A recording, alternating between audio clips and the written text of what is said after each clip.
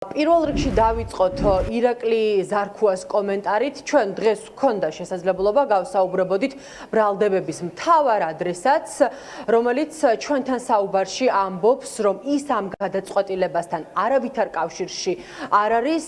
ჩვენ მოვისმინეთ ლაშა გაბიტაშვილის შეფასება იმასთან დაკავშირებით, რომ ამ ყველაფრის თავი და თავი, ასე რომ თქვათ, არის ქართული ოცნება და თავად ირაკლი ზარქუა, რადგან სწორედ ირაკლი ზარქუასთან მოვიდა მას შელაპარაკება და სწორედ ირაკლი ზარქუა იყო ადამიანი, რომელიც მას ფიზიკურად გაუსწორდა. თუმცა ქართული ოცნების ლიდერი ჩვენთან საუბარში ამბობს, რომ მას ამ გადაწყვეტილებასთან კავშირი არ აქვს და თუ ლაშა გაბიტაშვილს არ მოსწონს გადაწყვეტილება, მას შეუძლია მიმართოს შესაბამის უწყებებს.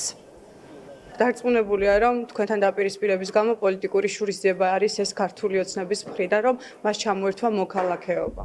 ანუ ამ სიგიჟეზე ხე პასუხს ვერ გაგცემთ, არ არის.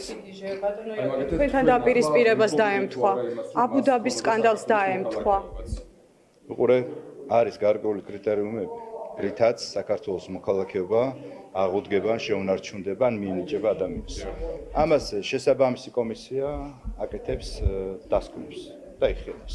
თუ თulis რომ ეკუთვნის, მაშინ გაასაჩიროს და პროცედურები. რა შუაში აქ ინციდენტი? საფრთხეს წარმოადგენსო და რა საფრთხეს წარმოადგენს ლაშა? მე რა ვიცი, კითხეთ, გიჟია, რა ვიცი, მე რა უნდა გიპასუხო.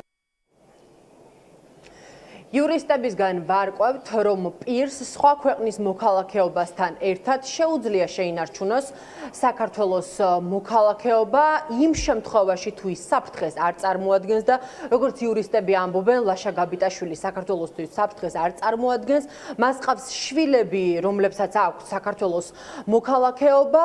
იურისტებს კი ეს გადაწყვეტილება აფიქრებინებს, რომ ეს არის პოლიტიკური შურისძიება ლაშა გაბიტაშვილის მიმართ.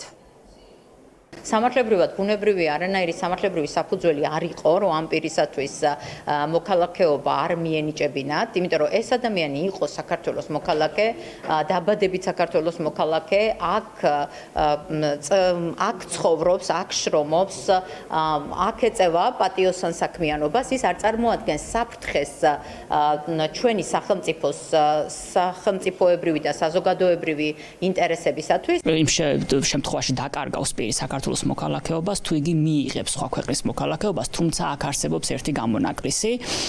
პირს სხვა ქვეყნის მოქალაქეობის მიღების პარალელურად შეუძლია შეინარჩუნოს საქართველოს მოქალაქეობა, იმ შემთხვევაში თუ სახელმწიფოს კომპეტენტური ორგანოებისგან მიიღებს თანხმობას სხვა ქვეყნის მოქალაქეობის მოპოვებამდე საქართველოს მოქალაქეობის შენარჩუნებასთან დაკავშირებით და ამ შემთხვევაში სახელმწიფო გასცემს თანხმობას, რომ სხვა ქვეყნის მოქალაქეობასთან ერთად შეუნარჩუნდეს საქართველოს მოქალაქეობა, თუ საქართველოს სახელმწიფოსთან კავშირი სარწმუნოდ იქნება მიჩნეული.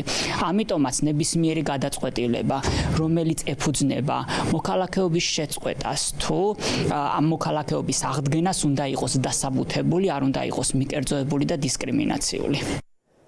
ლაშა გაბიტაშვილი დარწმუნებულია, რომ იუსტიციის სახლის მიერ მიღებული გადაწყვეტილება განპირობებული არის პოლიტიკური მოტივებით და ის აპირებს, რომ ამ საქმეზე სამართლებრივი დავა გააგრძელოს.